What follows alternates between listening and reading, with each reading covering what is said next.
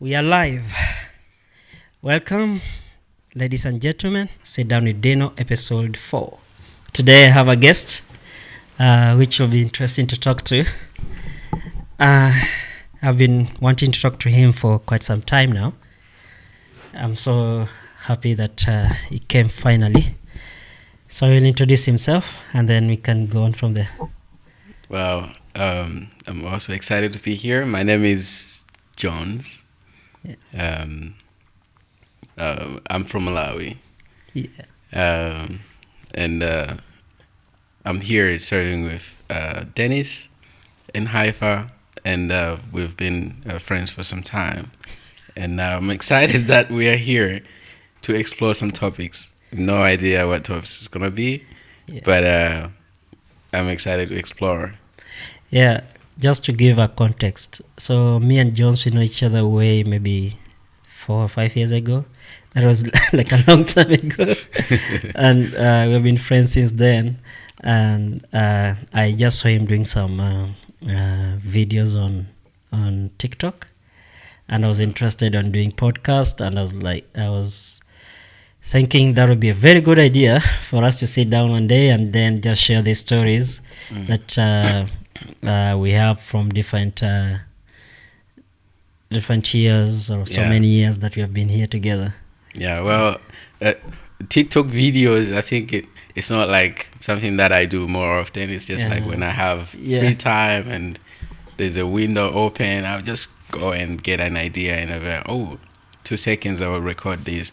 But I haven't done that in a while. So I'm not like influencer or some sort of stuff. I just free time and then I'll record something and post it as much as time allows. Yeah, you have to be close to the thing. Right. So that we get more from you.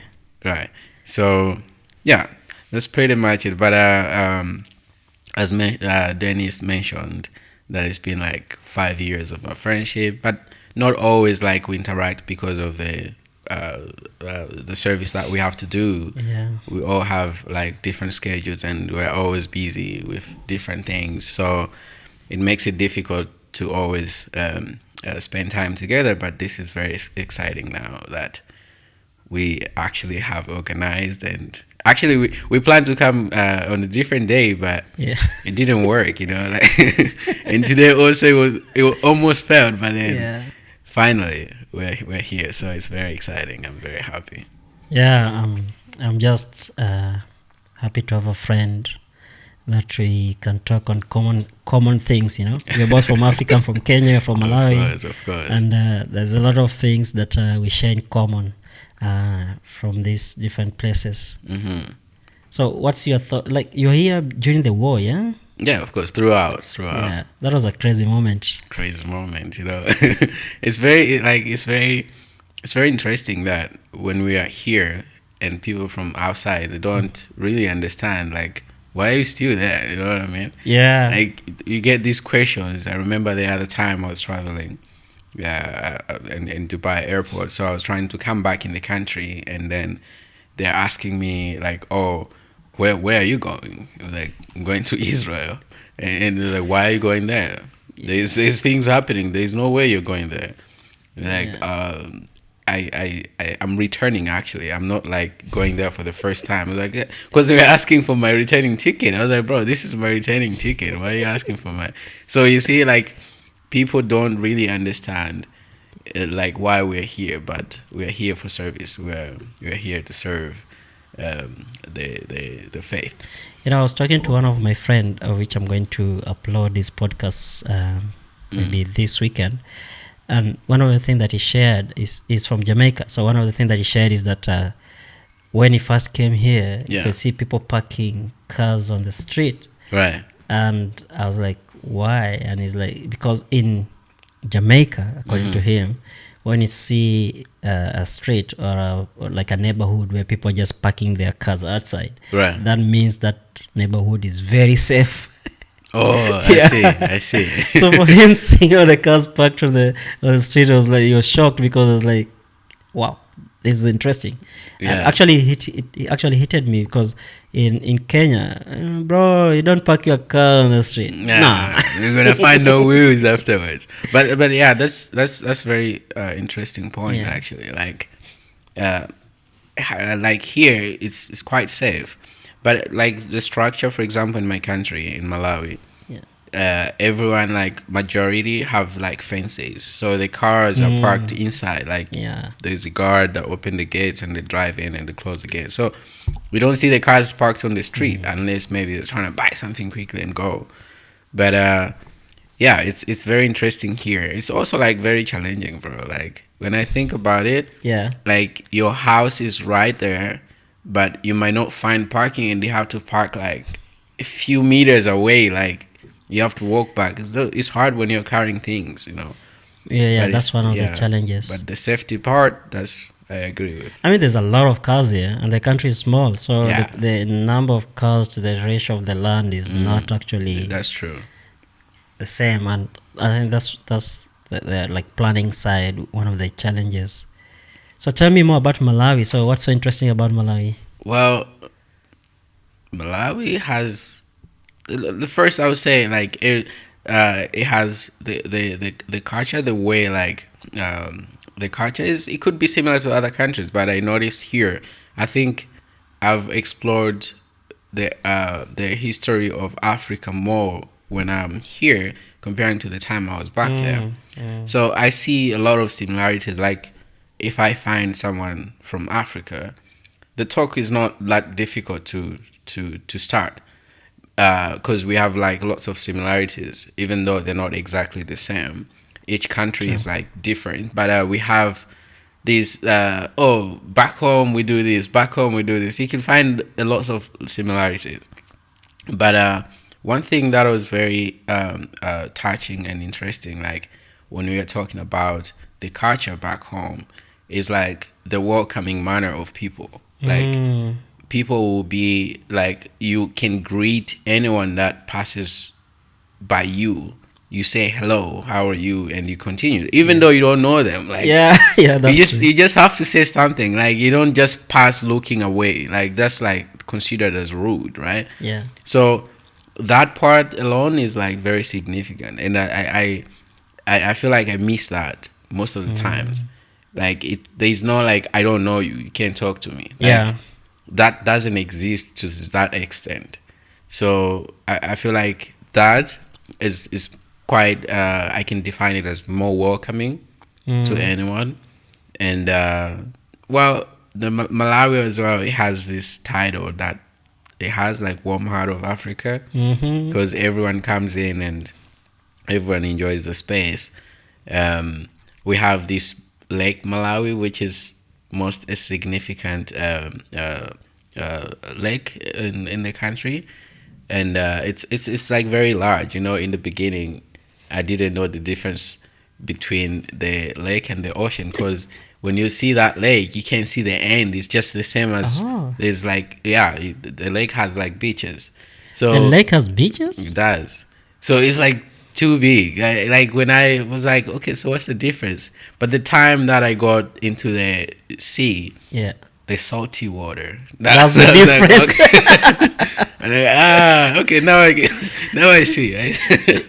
That's fresh water. That's why it's lake. So, I mean, I knew that concept, but just by having the information. But in like practical basis, I was like, bro, it's all the same until I got in it. So talking about salt water, you know, when I first came here, so there's this group of friends who they went for swimming, and you know, I've never swum. Don't get me wrong, I've never been inside the water or swimming or anything. So no, I mean during that time, that was my first time going inside like a big pool of water. Yeah, and you know, it's salty. So my first time going there, I was like, okay, I seen people swimming, so I'm like, so because there's this thinking that if water is salty, it's easy to swim inside because the salt is heavy. The density. So it makes you easy to float. Yes. And than freshwater lakes. That's right. So I'm used to this kind of a jump from, you know, those jumping, like you go to a cliff and you jump from waterfall and those kind of stuff. So when I first I went inside the sea, but it was like a nightmare. My eyes were painful. I drank a lot of salt water. My ears were full of water. Yeah, and it really gets in your nose. It's crazy. Oh, that was the worst part. Yeah, I think my first time also, I was like, why are people still there? Like, it was crazy. Like, I went in and then the salt, like, just gets everywhere in my nose, in my mouth, my eyes. I couldn't open my eyes. I was like, bro, I'm going out. My question was, why are people still there? They're like enjoying it. Like, they get used to it. So it was very interesting. But after some time, I just got adjusted. Like, I know that there's salt. So don't put it in your eyes. Don't, like, you know, because you get hurt. Like, it hurts a lot. Like, it's not like simple. And there's this story. I think it's in the Bible somewhere. Yeah. Where there's these guys who had skin disease. I don't know the name actually. Something started L. So they were told to go to either to a river or a sea to bath 7 times. So right. In my mind, I was thinking, you know, there's this theory that if you go to the sea, the salt water in the sea heals your skin if you have skin disease. Have you ever heard of that? Right. So I was just thinking, maybe during that time, there's someone who's aware of these theories. Yeah. So he maybe practically wanted to teach these guys, but in order for them to obey, he had to say, you know, it's a miracle, so you guys have to go and heal. And some of these things are very interesting because one of the things, like, people talk in parables most of the time, and one of the like, you know, this in the Bible, there's this place where they say Moses divided the sea into two when they're traveling from the water, and the thing goes by. And then when I came here, I'm seeing the Red Sea, I mean Mediterranean Sea, and I'm like, can I read that part again? Because it's not a small bottle of water. It's like a pool of water, like huge amount of water. There's no way someone can just track it and open it wide. Yeah. But it's just interesting. That's one of the things that actually I learned a lot here. Yeah, I think, like, fresh water could easily go bad comparing to the salt water. Because the salt is also preservative on its own. So it kills some bacteria and it maintains things. Like, you see, if it's too salty, nothing, like no fish can be there. Like, like Dead Sea, the salt is too much that it nothing can be alive in that space. So, you know, like the process of like osmosis, like where the particles move from one side that has higher concentration to the lower. So that will happen actually with your body if you go in that water. And then your body doesn't have that much salt. So if you go to Dead Sea, you get in the sea, they exchange. The process that will happen is like your water will be absorbed out of your body to fill in where there is lower concentration, and the salt will suck up the water in your body. So afterwards you get dry. Like, you can't be there for too long. It'll have some other effects to your body. You can be there for some time only, and then you have to get out. So it's not. I think it makes sense that there's some effect that happens on your body that could heal your skin if you have a skin problem, or maybe, let's say, the fact that is very interesting. Like, to Dead Sea, you can't go after shaving yourself. Really? Because if you get in the water, when you shave yourself, you have cuts. So if you go in the water, you'll cry, bro. Like, you can't do that. You know, you have to go without being shaved. Like, you don't shave a week before you go there, right? So it has some like potential of healing your wound, but it's just very painful. It's a lot of salt for that. The Dead Sea is too much salt. You can get salt from the store and then put it in on yourself, but that is just extremely too much. I mean, that's actually is like a science theory. If you just understand how it works, you won't find yourself in such situation. Yeah, there's a lot of things, like, I think we have to think them like scientifically as well, because most of the things, if you just think of them like as literal, it would just be like, why is this here? Yeah. Why is this like this? Like, things are put in place for a reason. I mean, it's not put by humans. Some of the things were created that way. So God had a plan to why this should be in this place, or why this should be in this way. So all this design of earth, and having like water, fresh water, and then salty water, there's purpose to each, why each exists. Yeah, I'm always fascinated with the nature and some of the things that are naturally made, and like structures inside the sea. There's this guy called Hancock. Yeah. He does documentary. Oh. And sometimes he travel and he was investigating this theory, Ice Age theory. Oh, Ice Age. Yeah. And he has his own way of thinking. Right. And one of the things that I realize is that some things are just hidden until they're discovered. Correct. Yeah. Like, by time, everything will just be revealed. But at that moment that you want to find out about it, you won't find anything about it. And one of the fascinating things that about the planet, yeah. Yeah. And you see that in the early, I think, 1980s, there's another planet called Pluto. But before Pluto, there's another planet that just disappeared. Right. And now, people never knew like how many planets that we have that orbits our own sun. Right. Now, because of the Hubble telescope, now they've discovered actually it's not the 9 planets, it's more than 9, and some of the planets are really getting far away from the sun. And they also discovered that the moon, like for example, Saturn has so many moons. And one of the things that you have seen Saturn, it has a ring, yeah? I've seen it. I've seen it myself on the telescope. By the way. Really? Yeah. Tell me about that. How do you get yourself there? So, myself, I do like exploration of the universe. Yes. So, I do follow like let's say, for example, eclipse of the moon. Of the moon, yeah. There's events like those, but there's a time that no planet was in line between Earth and Saturn, so you could actually see it from Earth.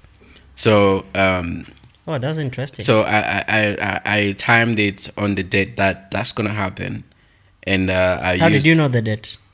Of course, you follow up. You have to be online. I mean, online. I'm not the one that's investigating calculating all the speeds of planets, but it's just like following the news about the space, and then you find out some interesting things. I'm like, oh, okay, let me keep up with this.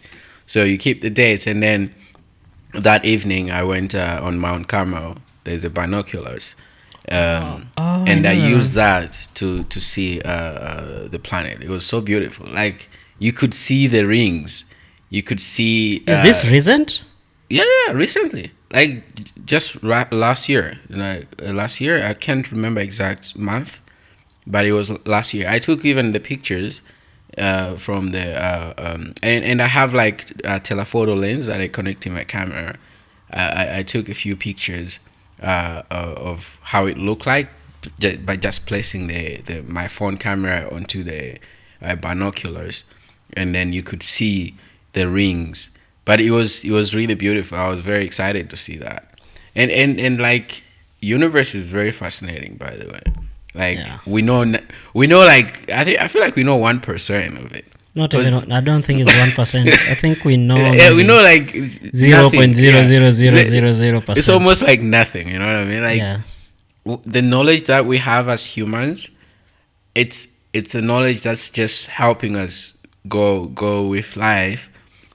But I don't think it's like we are on top, like, know everything. We always have to investigate. Yes. We haven't figured out how to go to other planets yet properly. Bro, you're talking a lot about other planets. You know, we don't even know what exists in our own planet. We really don't. You know, there's this theory. There's this theory. So I don't know. You find it online. So people talk about NASA. Yes. So NASA used to explore the ocean, and then suddenly they stopped. Yeah, nah, bro. They're like, I'm not gonna explore this anymore. And then they started focusing on the sky, and people are like, why is it that they stopped exploring the planet? And actually, the ocean, you only explore like 10% of the ocean that have been explored. But how do you know it's 10%? Which actually, I'm just guessing. Yeah, maybe it's not. It's less. It's less. Yeah. It could be less. I mean, that maybe we shouldn't say how much, but I feel like it's not. We don't know much of the things, but we have done a good job, like discovering things, identifying the processes. But I don't think we have gotten there. Like recently, the ship that was it a ship that was made to go explore the Titanic, The submarine. yeah, the Titanic. Like we feel like we have the technology, but it collapsed. Like, how can we not know that it's good? This is gonna happen. Like, that means we still don't understand. What? We still don't That understand. submarine people like died because the pressure was too that much. pressure thing. Oh, Yeah, yes, I remember the pressure that story. was too much, and then we know that okay, the speed of this happened, like it was very quick. Nobody felt the pain, and all that. We have that explanation, but the best scientists haven't reached the stage that they could build something that can stand that pressure. Yeah, it's too much pressure. Yeah. They calculated, right? Yeah. They did calculation. If they had to present this, they're like, oh, this is right, right? But then in the end, it wasn't right. So there's a lot of things that we know and believe, but still they're wrong until we try to put them in action, and then be like, oh, okay. So I think space is easier to explore than deeper oceans. Bro, to get to the space. So there's this theory. So we haven't really gotten outside our own Earth planet. Our Milky Way. We haven't. Not even Milky Way. Just our planet. Like, for example, the telescope, they can go. Like, they can get out of our own shield. So the planet has a shield. Yeah. So they have a name. I don't really know the name, but it has a shield. Yeah. A human body cannot pass through that shield. Right. But things to do with the robots, like for example, the telescope or something, they can go through. But a human body cannot go through it. And that's why the problem is with the moon theory, is that if we did it in 1960 something, why can't we do it now? And yet we have a better technology, better equipment, advanced information about the moon. Yes. But we can only get robots and telescope to go to the moon, but we ourselves, we can't really go there. I haven't really explored that, but why can human not pass? Because they'll die, or no? So they call it something theory.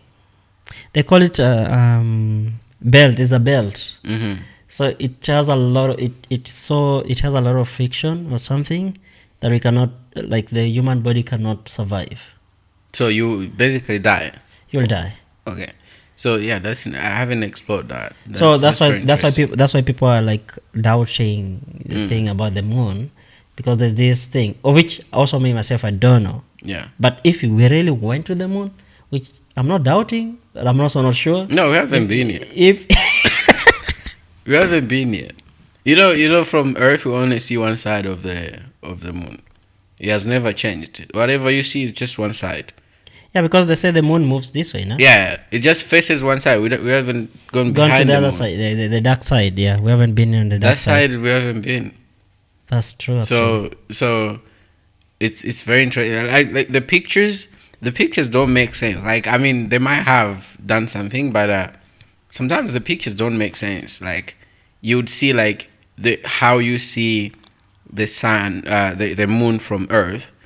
It's quite like detailed, right? You can see like bigger. But if you go, there's pictures that's showing you the Earth from the moon. Mm-hmm. and the Earth looks tiny, right? How is that possible? Like, there's no way that's possible. Like, if you can see it with your naked eyes, like the moon is quite big. It's clear, you can see it.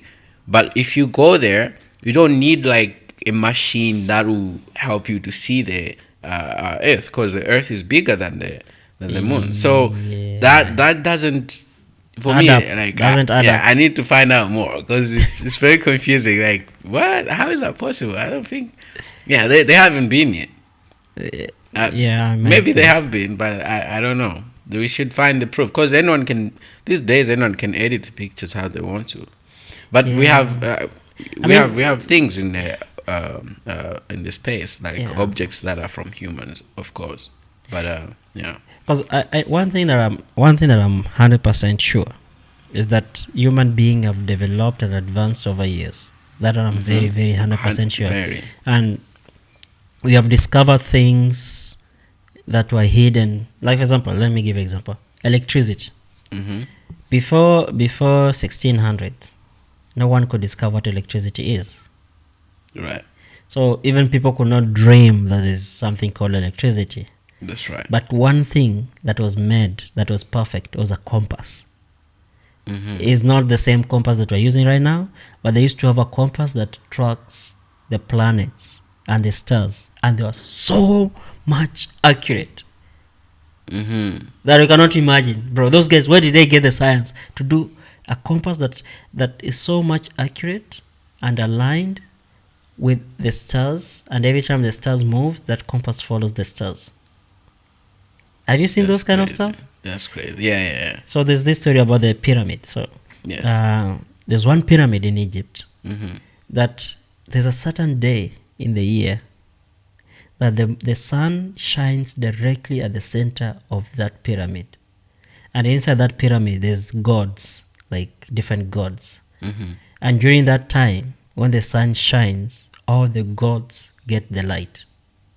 So normal day when there's a sun or something, there's one god in the corner which doesn't really get the sight, so the sun, or two. But there's only one day in the year that the sun is so perfect that everything inside there is illuminated. It's so fascinating. Like, that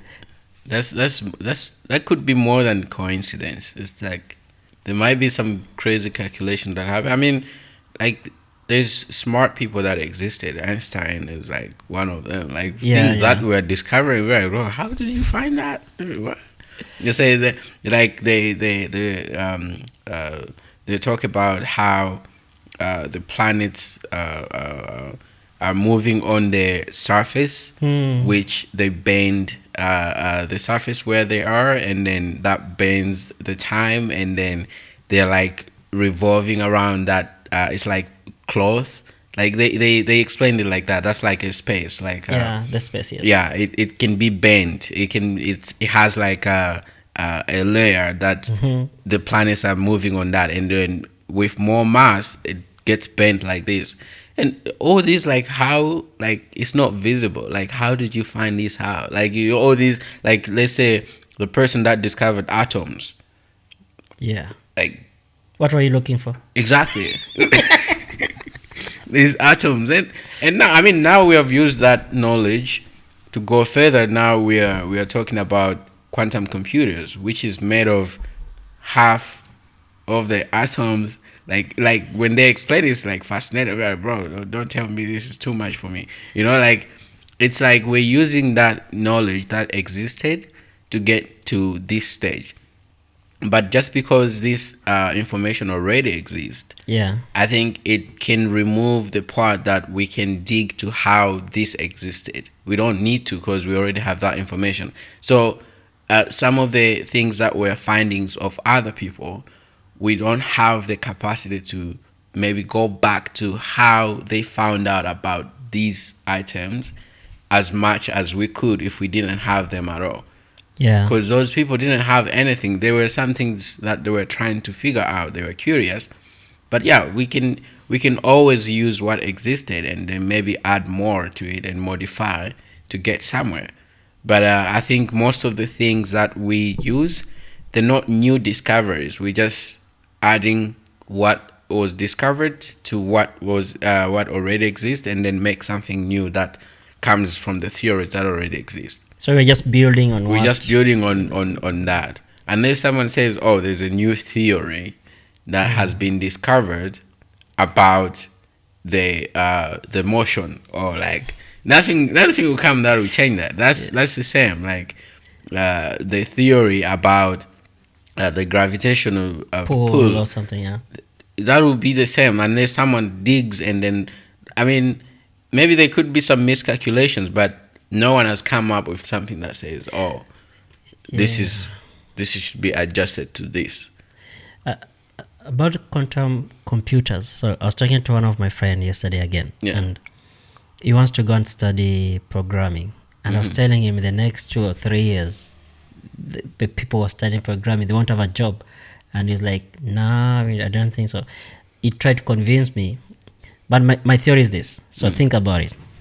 In the 4 years ago, there was only AI was starting. It was like a small, like planting a seed. Yeah. That was 4 years ago. In 3 years, AI now can do coding. It can do everything you want, bro. It's like way advanced, and there's so many AI companies that are there. So you just think, if in 4 years this kid has grown up to be a grown-up, so that is an AI, was a plant, it has already turned to be a tree. In 5 years, that tree will be giving fruits. It's growing too fast. So if people have done like computer science, people have done programming, they're more likely not to have a job. Because if, for example, if quantum computer, for some reason, these guys discover how to start that machine and make it run, bro, you have to look for another job. We'll go back to dig or something somewhere. Because if you have seen this AI Grok. That thing is XAI. That thing is crazy. I'm not kidding. That thing is crazy. XAI, Like if you just look at it with an eye of not having, like, thinking negatively about the person who discovered it, and just look on the machine itself. It's crazy. But that thing is crazy. It is amazing. You know? I've used it. I've used that. I use it every day. There's a cloud there. I haven't used the one that's recently released from China. Or DeepSeek. DeepSeek. I haven't explored that because of the data policies they have. Yes. I just feel like it's not good. Safe, good, They just take too much, So that one is also good. I mean, just based on the reports, based on stats. But XAI, I mean, it's really I'd be like, wow. So if you look at this thing, so the theory about atoms. So there's this theory that atoms, for some reason, nothing that we see is real. Have you heard about this theory? Yeah. Like everything that comes into existence because you're looking at it. Yeah. So at the back of your head, because you're touching it, it comes back. Yeah. So, unless someone is looking at it. So people, I think scientists in Switzerland, where they have this big, how do you call it? The one that they test atom from, the laboratory. The laboratory where they put, like, is a big laboratory, and they use pipes or something, and then they shoot atoms at those atoms. I see. So one of the scientists, I think I've seen it in many YouTube videos. So they put peppers and they're shooting atoms. So one of the thing, they put a camera to see how the atom behaves. Right. And for some reason, the atoms knew that the camera is there, so they behaved differently. When the camera is not there, they behave differently. That's interesting. And then in my mind, I'm like, are you trying to say everything is a living thing, or they are conscious? No, I mean, I think there's some. I mean, when you put an object in the space is not the same anymore. Yes, it has changed. So if you have a table and the table has no cap, once you put a cap, there's some things that have changed. They're not visible to our eyes. They could change, you could bend something, and because something is in front, we could create some. There's so many things that we, as I mentioned, you haven't discovered everything. Yes, there could be some waves that we don't know they exist. There could be some other forces that we don't know that they exist yet. So to go to that level, I don't think atom would have the brain, or it's not alive. Yeah, it's not like it's gonna know, like, whoa, there's a camera, bro, that's a camera. You're taking pictures of me, bro. I don't like that. No, that's not gonna be possible. Like, at least to my limited thinking, I don't think that's what's happening there. I'm just thinking like there should be the force that's changing the behavior of these particles. Atoms. Just because you have put an object that could bend some frequencies that maybe we don't have idea of yet. However, I wouldn't think it in the way that the atom knows that there's this thing. Being conscious. They don't have consciousness. I don't think they do. They should have replaced the camera with a rock, for example. Like, it doesn't. Does it make the same behavior? Yeah. Or then maybe the camera without the batteries, does it make the same behavior? Or maybe like there's a lot of things like that you can do tests repeatedly to find what I should actually send you that video. I don't know if they did more tests or not, but I think they might have done more tests than what I saw.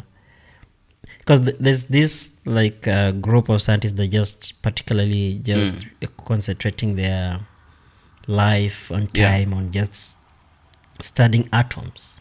Right. I don't know.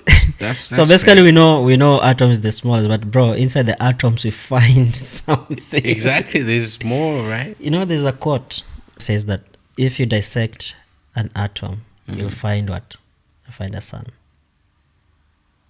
I think if I'm right or wrong. Yeah. I'm not really sure, but it talks about something like if you dissect an atom, you'll find something inside the atom, which is very fascinating.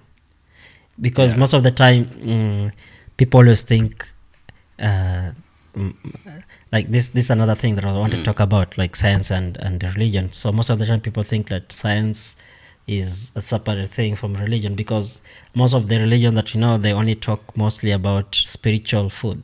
Yeah. They don't go deep into scientific method or scientific discoveries or talks. But one of my observations, I was just reading human history or something. There's an acceleration of actually things discovered between 1844, actually 1800s, to around 1900s. A lot of things were discovered during that time. But now between 1900s to 2000s, to 2000, people are building on it. But now between 2000, just in 20 years or 24 years, bro, there have been a lot of technology compared to 2000 years ago. Like, you can take all the discoveries that were discovered between 1800s to 2000, you put them together, is not enough. Just to conquer these 20 years. And that's what I was telling my friend. And that's what I was telling my friend. Like, in 5 years, most of jobs that we know, like for example, computer science, financing, all this kind of stuff, they will go away. Because you don't need an accountant anymore if you have a computer that can actually calculate everything accurately without mistakes. I'm just saying. Anyways, but then I feel, for me, like, I feel like even like someone who studied 10 years ago computer science, you can apply your skills now. They will work. But if you just studied like the simple concept of computer science, not going deeper to the other side, like that touches more detailed in quantum computer, it's still, of course, we're gonna have challenges because the technology speeds up very fast than what we're doing. Like, for me, like in a IT space that I'm in, I always like learn new thing every time. You have to update yourself all the time. If you step out of, like, let's say you go on vacation for like 2 weeks, you come back, things are different, bro. Like they now, like Microsoft apps now, you have to do this to get to these. You have to do, like, you feel like you don't know what you're doing until you catch up again and be like, okay. So the technology you have to move with. You always have to be thirsty to know more. You always have to just catch up. Like, of course, like, it could impact jobs, like opportunities of people. But if people are able to use the skills to maintain the systems that are being used to do these tasks, then your job is not gonna go away. It's just gonna be more valuable. Yes. Because if I know how to configure, or maybe to make an AI work as your accountant, then I'll be needed to set that up. It's not like everyone will have the technical skills as they are there, but if you are able to do that, then you'll be needed. See, the problem with that is that it only works if there's no another AI that can program an AI. That's right. I mean, it's getting worse and worse, and it's gonna get worse anyway at some point. But the AI, in the end, is being used for us to. It can be. It's not a brilliant as a human. You have to put resources. You have to give it resources, but behind the AI is just the computers. There are big computers. It's just information being fed on it. Information that's fed there, and you just prompt, and then it does this. But and then the problem is, if, for example, if quantum computer comes in, that's where the problem is, because the quantum computer is capable of thinking beyond what has been fed. That's right. So that means the numbers, which is 1001, it's been divided more than 1001. So it exists in both states, and then so it can go beyond. It can go in. It's not binary. Exactly. So which means it can think. That's the only computer can think, because these other computers are not thinking; they just search. Yeah, they just reply. Exactly. So, like, for example, if you want information, so it goes all the internet and everything, and then it discover. It doesn't give you opinion. Mm-hmm. But now, if you have a computer that thinks and it can get information that has not been fed, that's where the problem starts. And if you have a computer that learns, like, for example, so there's this another theory, I don't know if it's true. So, Teslas. Yes. So Tesla, we have like millions of them outside there. Yeah. Now, I was looking in one documentary, they say people don't really know why Teslas, they're having this driving capability. And Tesla, instead of having safety sensors, Tesla, they put cameras. Mm-hmm. Now, what is the purpose of that? The purpose of that is that Tesla, they learn.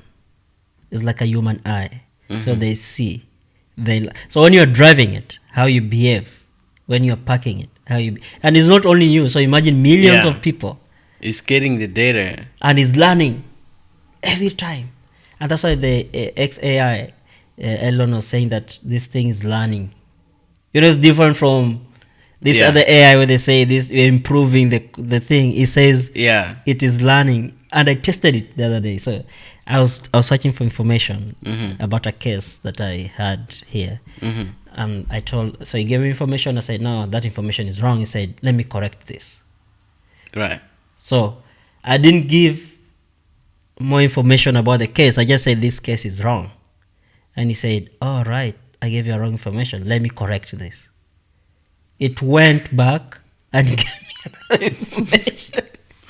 And I said, you missed this information. He said, and he told me, actually, what you gave me is a part of this big information. So the theory about Tesla is that these guys, they discovered things before other people discovered it. They let their machine to learn. Yeah. And there's a problem, because think of a kid. When you have a small kid, how does a kid learn? Through observing. Yeah. Observing, and then exactly. Most of the time, how does the kid know this is a mom and this is a dad? Observation. Yes. So that's how the Tesla work. So they observe. So when you're driving them, when you're getting an accident, how do you behave when you're about to step on someone? Emergency brake. Yes. How do you do? Oh my God, I'm going to step this one. So because it sees everything that you are saying, and there are millions of them, and all this data, do you know where this data goes to? They're feeding this robot. Yeah. And one of the things that I saw in the X, Tesla was paying people to go and teach the robots how to move, how to work, how to hold things. Bro, it's crazy. How to hold an egg, how to hold something, how to catch, how to move, how to behave. All these things, you're wearing a suit, and everything that you're doing and your movement. Bro, this thing is collecting data and learning. Yeah. It's scary. But it's like, to think of all these, it's like really smart. Like, you have to be smart, because you have to think very critically to not miss some things. As humans, we could miss certain things. Yes, you could forget, like, oh, this, you could miss. But as much as information that we have given to these AIs, they would be able to use that accurately without making much as mistakes. As time goes, it's going to improve, and it's going to be the best. And of course, it's going to be quicker, better than humans, because for humans, this is the thing, we are just exposed to the small area of our environment. So if you ask me the questions about Jamaica, I'm not going to tell you anything, because I've never been there. But if I ask an AI about Malawi, it's going to tell me in what's 1 second. happening in Malawi in 1 second. It doesn't need to be there. It has gotten information from online. Like, people behave this way on TikTok. People behave this way on Instagram. People behave this way in this area. All these are things that are like very important, like in the future of AI. Like, but then it's just like, it's scary that, people are scared in the way that, oh, I'm not gonna make money anymore. But I think we have to figure out other ways of making money than that. But we are clever. So think about when industrialization started. A lot of jobs that people used to do, like you had to hard work, doing hard work, all this kind of stuff during that time. And over time, we started introducing better instruments. Like, for example, computers. Computers took a lot of people out of work. Yeah. Secretaries and of course. Bookkeepers. They have to have their books. Yeah, exactly. Librarians, all this kind of stuff. Most of them were out of job. But one thing about humans is that we always find a way to survive. Always. No matter what. But we discover new things. Yeah, always. I think like, in the way, even AI can help us be smart, because like as an individual, okay, maybe I'm struggling with how to program, right? Yeah. And then I see the errors, and then I try to find out what's the problem. I can go on the browser, type this, search, and then refer to some guy's comments, some guy's information. Like, it will take me 30 minutes, right? But I can just go on AI and type this, and okay, this is related to this. Check this. So I'll go and check that. Okay, this is how it works. I think because of this. So that's just a programming. But let's say I want to build a device that will help, let's say, children learn the virtues. So I can use AI to achieve that. Yes. I can say, okay, I need ideas on how I can build this device that does this. What do I need? I'll have a list of the things. So AI is not there to take over whatever, but it can make you do the great things as you're using it. Like, you can create like very amazing things that will help the world as well in a certain way, and you can like help like humanity and everyone else by the gadget that you have developed or built, but with the help that you got from AI that you couldn't by yourself think. Because there's so many things that have already been investigated by someone else, and they've documented them somewhere. And because we don't have access, we don't know where, these AIs have all that detail of piece of information. And when it comes to mathematics, it can do great. When it comes to calculating like whatever type of mathematics you can think of, it will do better than you. because calculator is embedded in that and beyond the calculator itself. And so if you have to see, okay, I have this component, transistor that is has this. What other components should I use to match this? It will give you very quickly, instead of you doing on the paper calculating, oh, this is this. It will be faster. It will make things faster, and you can build something. It's just like you have to think how you can use it, just beyond of what you know. Think of things that were impossible, that you can ask this tool to bring up something that you can apply in the world in a great way. So I think AI is very, very helpful in a way. Is. But if we remove it from like spirituality also, that's when it becomes dangerous, because people can use it in a war. Yes. It's already started. Like, they're using AI drones. That cannot be really stopped. Messed up. That's really messed up. It's crazy. Like, I've seen like I don't know if it's true, but I've seen like the video about the drones that are made by Germans that work, like coordinate. They coordinate. There'll be one drone that goes, and then they interconnected. They can even work without operator being there themselves. So they decide, they make decision, they choose. So one drone will go and detect like there's let's say there's a tank here. It's moving towards this direction, and it will communicate with all the other drones. Like, the tank is at this is distance from where I am, and then the other drone knows, okay, the distance is here, so I have to go this way, so that I don't get I'm not becoming visible. So it goes there, and they can attack in a sec, but they are coordinating, and there's this sophisticated technology that's been put in place.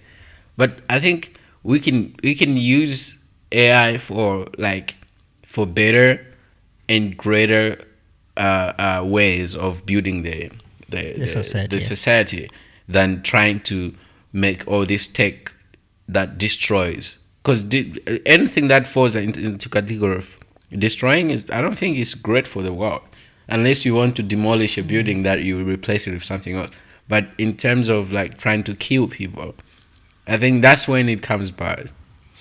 Yeah, I just think, like, for example, the problem is that everything that we discover, which are very fascinating, for some reason they find their way to military.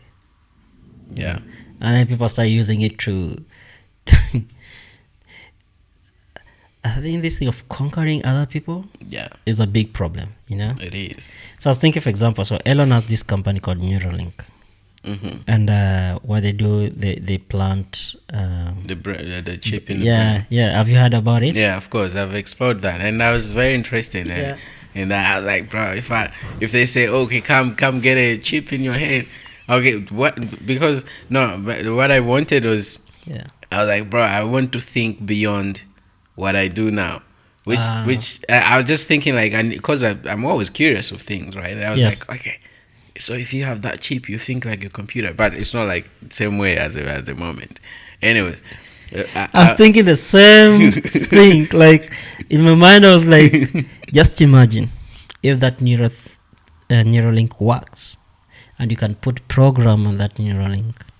Yeah. Bro, you have a kid and say, I want my kid to be engineer. You pay, they upload all the everything about engineering on your kid, and your kid can have information because it's connected to this stuff. You don't have to go to school. You don't have to go to school anymore. That's crazy. Because what are you going to do in school, and you have all the knowledge that has been in the library about education? There's no need. There's no need to go to school. But I'm also thinking, if that comes into reality, then there will be no engineers needed, because these robots will be working the same job as engineers. Yeah, I think what's missing is like spiritual side of it. Yes. So if you put spiritual side of it, I think it's very important how the Baha'i writings say, like, the material, the science cannot be separated from religion. Yeah. If you separate these two, you can see the results. Because if you're putting these two together, you'll be able to investigate to how things work, but then you'll be also considering how to apply it in a spiritual way, like influence your decision will be influenced by spiritual qualities that you have. But then if you think of like, okay, oh, this is okay, that what I want to just be the richest, or to just be like the best person on earth, the rest doesn't matter, right? So now you make something that only benefits you. Yeah. Like you want to have this power, you want to have this, you want to be the king, you want to be all this, like it will happen, but then it will suppress other people. So I think it's very like helpful. Like think of like Neuralink, it heals someone who has a stroke, for example. Yeah, paralyzed. It's it's very helpful in that case, because the stroke, when one goes stroke, nothing else, you're gone. Like we have never one thing. So one thing is that human body, we cannot replace it with another human body. So you cannot say we harvesting human parts. Yeah, even there's this police guy who was telling me a story that not really a story. He was telling me that human beings before 1950s or something, they used to do kidney transplant, and every time they do kidney transplant, these people die. Yeah. After a few days or something. And he said even now, if someone has a kidney transplant, he has to take medicine for the rest of his life. You have to take tablets because our body does not accept anything else from someone else. Yeah, you can't be even if it's a heart or something. If someone gives you their heart or something, you have to take medication because your body will not accept it, which is so interesting. It makes sense. Yeah, because everyone is different. Yes, like every single person is different. That's crazy. Like this is the thing that's always fascinating. That I think about how billions of people are on Earth, but everybody is different. Yeah, we have different genes. Everyone is different. No one is this. Like you can't. There's no repetition of like the coding. We call it coding. Yeah, there's no. They didn't repeat the code. It's always different. No, bro. The code is always different. It's so different that people don't think about it. You know. Some of the things that you don't even think about it. That naturally, if someone tells you you're different, we are different. Like so. Yeah, you even the twins. Yeah, they look alike, but they're different. They're totally different. There's this thing I was also looking at, that at conception, everybody's been assigned different genome. Yeah, of course. And that's so interesting. Like just conception. Imagine that is not 1 month or something. No. Yeah. The moment you are just this conception happens. Yeah, different already. Bro, you are assigned different. So what I think of, like all these crazy processes, insane processes that we find out, we discover, they're already there. They were made. They exist. It's not like we are too smart. We're just finding out what's already there. Like these things exist and existed. They were there before. They will always be there. We just have to find how to apply them. Like in terms of how we produce electricity in the world, majority is using wind, water, and sun. Yes. But I think when you think of all these, they're not like long life type of production of electricity.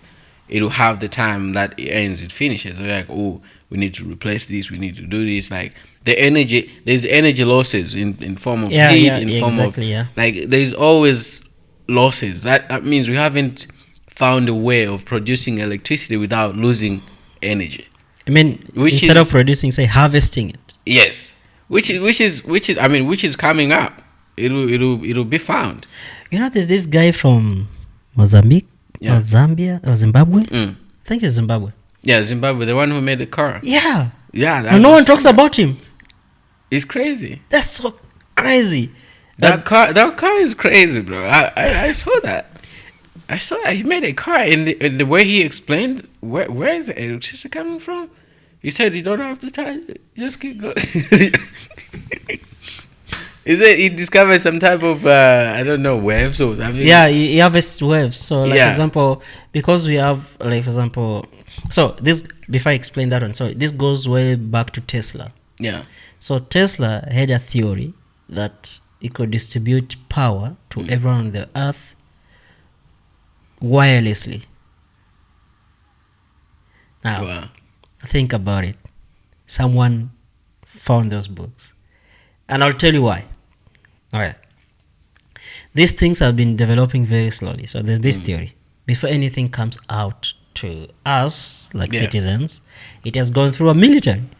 And military have been using it so many years that they've discovered something new, and then they're like, finally, you guys can use this. One of the examples is GPS. Before we even discovered anything to do with GPS, military was already using the GPS. Yes. So by the time military discovered something new, they allowed us to use the GPS. Now, think about now wireless. It's happening right now. Yeah. You can charge your phone wirelessly. That's right. So, do you think that's all we have? We have more. Of now, course. Let's go back to this guy. Now, this guy, he said that he harvests the electricity from waves. So you just have to tune your car or your TV to that wavelength. The moment it's in that wave, bro, you have power. That's insane. Now, his cars is the same theory. This guy does not charge the car. That's crazy. And then he made another helicopter. Let's say helicopter. I don't know how to say that word. Helicopter. Yeah, that thing. He made it in a way that he can use all the 3 types of fuel: paraffin, including water, paraffin, water, diesel, gas, all of them in one engine. Bro, the story has gone underwater. No one talks about it. No one talks about it. Next year he's dead. Yeah, next year this guy is dead. No one talks about it, and people have gone there. It's proven. No, it works. I've heard like you said it bends the. They said it bends the laws of physics. Exactly. Like, what you mean? That's what I was saying. Like, we have discovered things, but we haven't finished. So the laws of physics are there, but just because you feel like it's not aligning with your calculation, the calculations are not always accurate. No. We do calculate and we have errors. But you see this thing about law of physics. People made this thing called law of physics. Of course. The law, which means can change. It's the same. The law by Isaac Newton. He made laws of physics, which we are applying at the moment. But it doesn't mean there will be no other laws of physics that defies these things. No.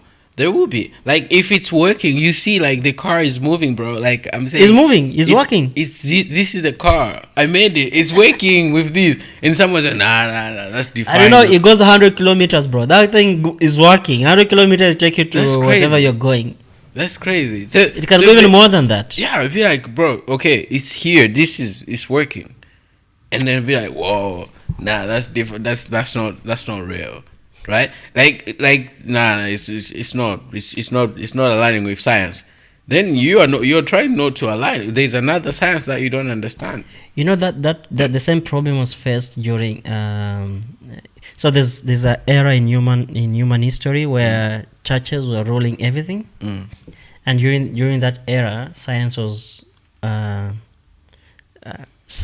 not allowed to progress. During that era, it was that everything was made by God, and anyone who comes with explanation that goes beyond that story of everything was made by God, you're banned and called a witch and thrown into a prison. Sometimes some of them were killed. A lot of them were killed. Like, for example, someone who said that because people really don't know this, that Christianity was the first religion before Islam. Now people don't know this story, that in Quran it said that the sun goes the earth goes around the sun. So imagine before that was a revolution. That thing revolutionized the way of thinking in scientific community.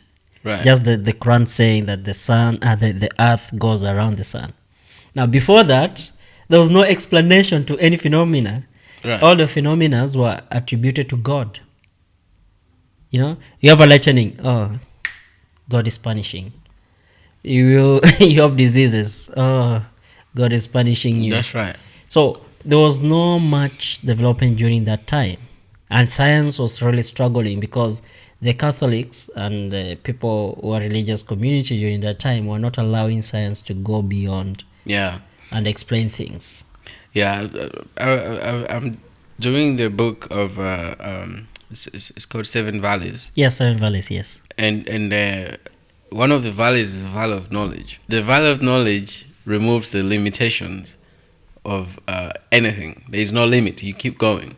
Yeah, because if you go to Seven Valleys, that there's something that all of us will always want to hold on. It's called love. Yes. But the Seven Valleys says you have to leave it. You have to detach from it. You have to. Yeah. You have to don't even think about it if you want to go to another step. So you are now in knowledge.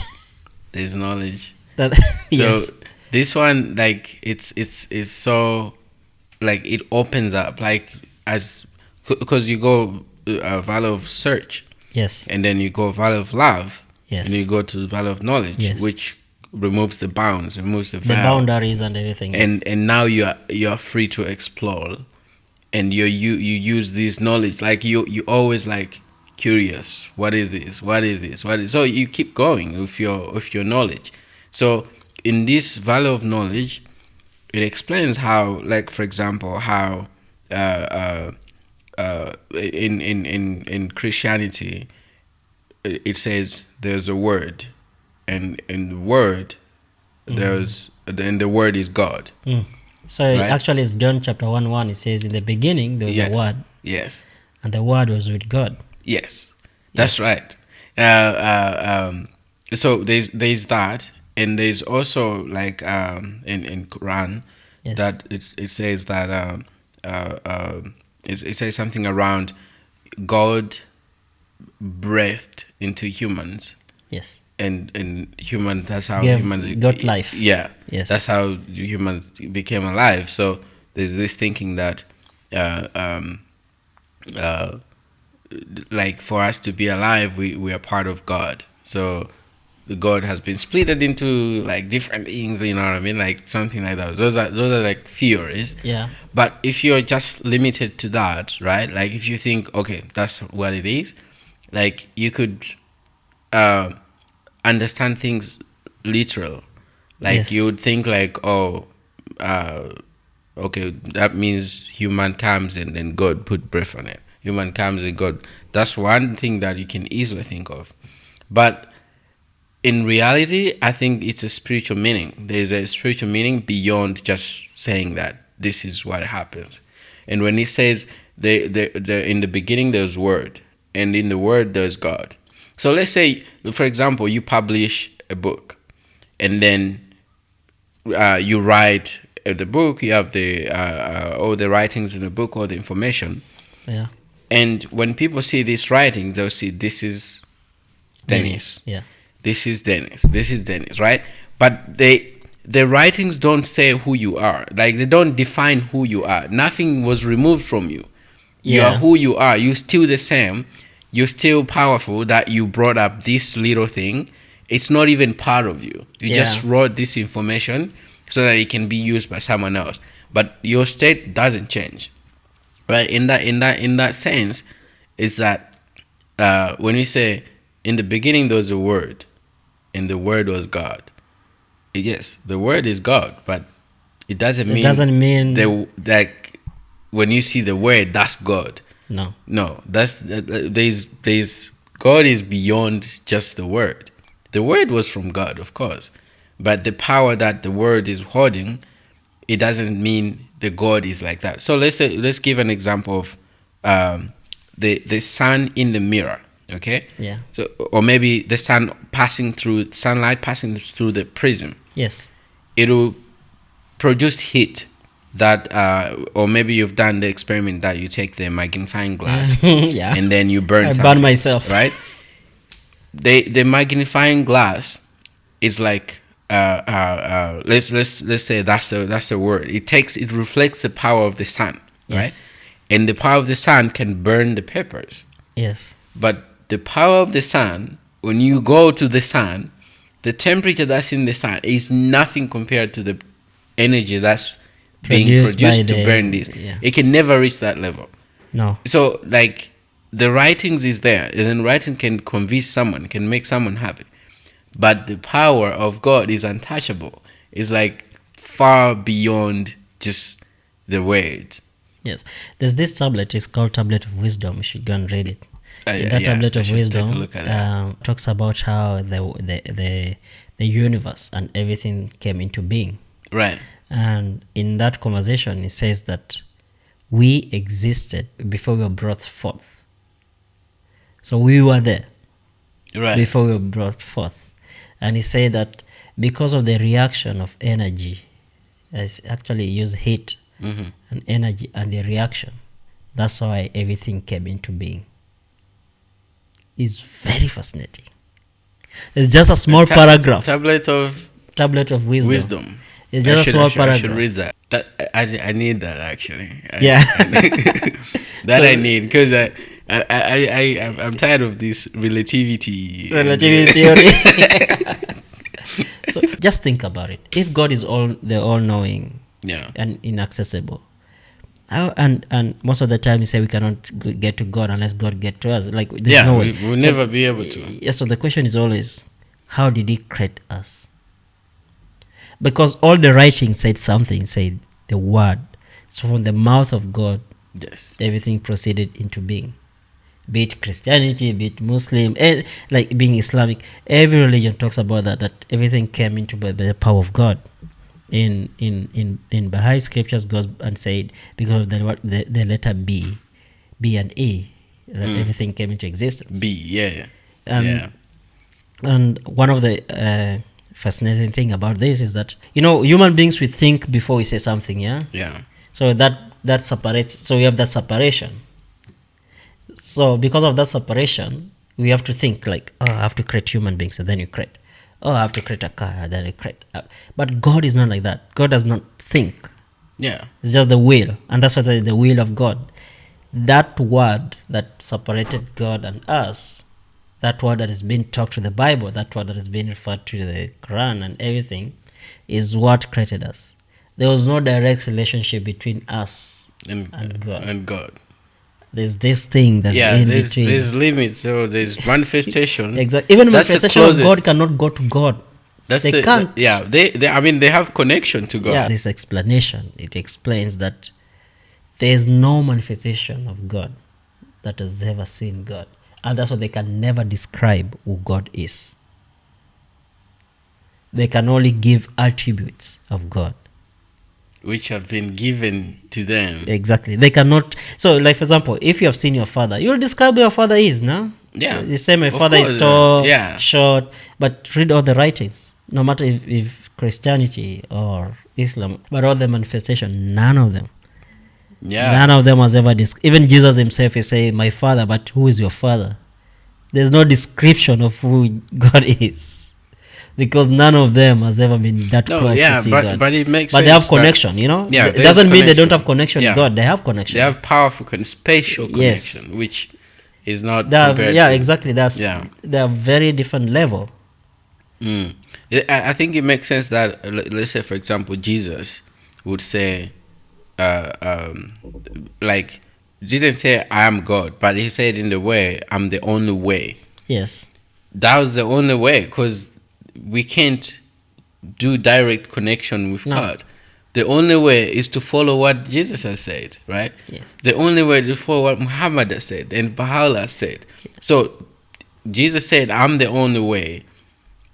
I think people could think like, oh, that's God. That's God. No. If you want to know the power and if someone is true, is the word that they give. If each word that they produce is more weighty than any human being word.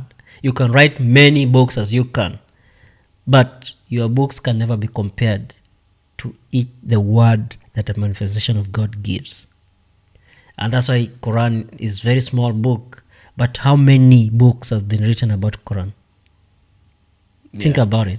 It's very small. It's not big. If you remove hadith, Quran is not big. But every time someone reads a line in Quran, Bro, you interpret it with how many books? Just one line. You know? Yeah. That's the same thing. And Paul explains, he says that the power of God and the power of the word of God is so strong that generation and generations will never understand. Yeah. That's You'll true. never fully understand it. Like, you'll never sit down and say, now I know what Paula means. Or I know what Jesus means. Nah, or I know what Moment means. Every time I read and I'm like, bro, this is what? Like every day, like I go through simple word like kindness, like just say, oh, let your heart like be burn with loving kindness for all who may cross your path. It's a simple thing. It's a simple sentence, but you know what that means? Like, like how do you put it in practice? Like, it's like everyone that you see, every single human, every single soul that you meet, you pass by, you have to treat them with loving kindness. Like, you find them, it doesn't matter. It doesn't matter their character is. It doesn't matter they're angry or they treat you a certain way.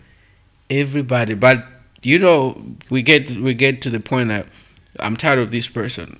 I'm not gonna take this anymore, and now I'm gonna do this. You know what I mean? Like your kindness being overwritten by the anger, and then you react in a certain way, which you don't feel that, but it's very heavy to think about this word in a deep detail, because it's like just people think when they say we believe, then they will not be tested.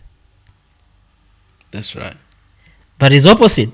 The moment you say I believe, you have invited the testing, and the reason of testing is to separate wrong from right. Yeah. So that's right. That. So there's this theory people say, why is it that people who believe in God, they're not prosperous? They don't, like, especially now, they don't, like, they always have problems. They don't have better life. But there's this prayer that if by God's will, if God doesn't want you to know Him, He'll give you the benefits of this world so that you are drowned and close with the benefits of this world. It's a prayer. I think I prayed last Friday, and I was not Thursday, yesterday, and is one of the prayers. He said that by God's will, if God doesn't want you to know Him, He'll give you the benefits of this world, that you have been clouded by it, that you never think of knowing Him. And I was just thinking about that thing. Then I'm like, bro, I'm okay. That's crazy. Yeah, it's crazy. Wait, what prayer is that? I'll find it and then I said it. It's so crazy. You said it to me, bro. It's so crazy that it says that in a prayer. Yeah, because I mean, that's why I always say, even in it, you know, this the same thing in Christianity. Yeah. It says, rich people will not make it to heaven. It say the door is narrower than the needle, the hole of the needle. Yeah. For the rich ones. Yes. It's the same thing, but it just explained it different way, and nobody understands what it means. No, you can't. That's why I said, like, each word that proceeded from the mouth of a manifestation of God, you'll never understand it unless you're pure. And even if you're pure, you don't understand a small bit of it. You know, think about this. Like, remove religion. Let's just think out of the box. Where do you think all this knowledge that we're having is coming from? Is there anybody who's ever explained? There's this age where human beings they were living in caves, and then suddenly they're not in caves, and then there's this theory of River Tigris. These guys from Mesopotamia rivers, they started agriculture in the Middle East. There's this civilization in Egypt started building. Where did all these things come from? Yeah, if you think about it, you know, the birds have always lived in the trees. Why don't they change? They don't improve. Yes. Why? That's the point. So in the writing says that in every age that the manifestation of God appears, There might be records that lost, that doesn't prove or doesn't show that this manifestation of God appeared. But in every community, in every society, there's always been a person who teaches the society things. You know this thing about Mesopotamia, River Tigris. There's this group of people who are living there, and they were very good in agriculture. Super good. But if you go in their theory, they say there's people who came and taught them how to do these things. They might be really not explaining well, but that comes back, like, for example, if you look at it and think about it, is that there's no way we got this knowledge by ourselves. There must be a teaching. There must be someone who came and taught us on how to do these things. Let's look at something.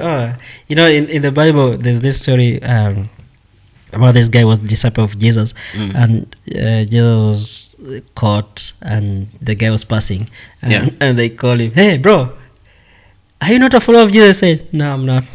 But you talk like him, you look like him. Guy said, "He's not me." And they call him Peter. He saw Jesus with 3 coins or something. The guy said, "I'm not. That's not me." He betrayed Jesus. You know, wow. This kind of stuff, like, it happens a lot. And for me, I'm always interested and fascinated to read our history, like human history. Where did we come from? Those answers, you know, like, I can't really get answers. And even a Darwin theory does not answer my questions. I look at it, I'm like, but it does not explain something to me. Yeah. You know? There's always gaps. Like, you read something, there's like always some pieces that this doesn't fully add up. Even though there's a support a little bit, there's something that talks a little bit, which is we are the leaves of one tree, and so that one kind of gives a clue, you know, like we came from one thing. Yes. And then we became branches of this tree or something. Flowers of one garden. Exactly. So it's that one is clear. I don't know why we don't follow it. Like, it's literally clear. All these racial discrimination and thinking, culture. You know, when I think about culture, like, culture is just like what you've been exposed to. Like, it's not like something that you should hate others for. No, like, it's something that you've been exposed to. Yeah, it taught you how to do certain things that are great, and it just defines you. And you can teach other people what you know is great about your culture. But always in the culture that we know as this community, there's always bad things about that are done in form of culture. Yes. And all these things, when we remove them and pick the good ones, like for me, when I go in different places, I find culture as something that's very interesting. Like, it's something new. They do things differently. I went to. I remember when I was in India, the culture there is like totally different from what I'm used to. Yeah. But it's really like nice. It, like, when I look at the culture, it's like something very beautiful. Like, I just want to see something good, like why they do these things in this way. So in my, you know, like growing up in Africa, you're very surrounded by friends from Africa and Africans. But then as time goes, when you go out, you see different things. And then if you just centered to just be like when you are in Africa, then, or like everywhere else, this applies. Africa is just an example. Yes. It will just be like you just think that's only the right way, and you feel like everything else, whatever everyone is doing, is wrong, which is not correct. Because if I'm doing certain thing, it's just because how I'm used to it, and it's true, and that's the right thing, and I think that's the right way. And other people, when they do the thing, they think that's the right way as well. But if I look at that as incredible, I'll be like, wow, they do things in this way. And yes. But why? Okay, so now you find the story, oh, we used to do this and then this didn't work because of our weather and environment. We have to wear this every time because it's cold. They have this culture. So it has the roots. And that culture for everyone has to be respected. And you have to appreciate other people's culture because that's how they grow and live and survive and there's always different way of looking at things. And also, like, the simple part, like culture gives us a door to see, like, we really need to investigate. Yes, we have to live through investigation, because we have this boundary that closes our door. And then this is when we break the value of knowledge that we always appreciate. Like, we go to any place, we feel like, oh, that's their culture. Wow, they eat in this way. They eat without forks. That's crazy. Yeah. I like it. Let me try it. Like, Yes, you get yes. excited. Like, things like those, they're small things, but they symbolize the bigger things in the background.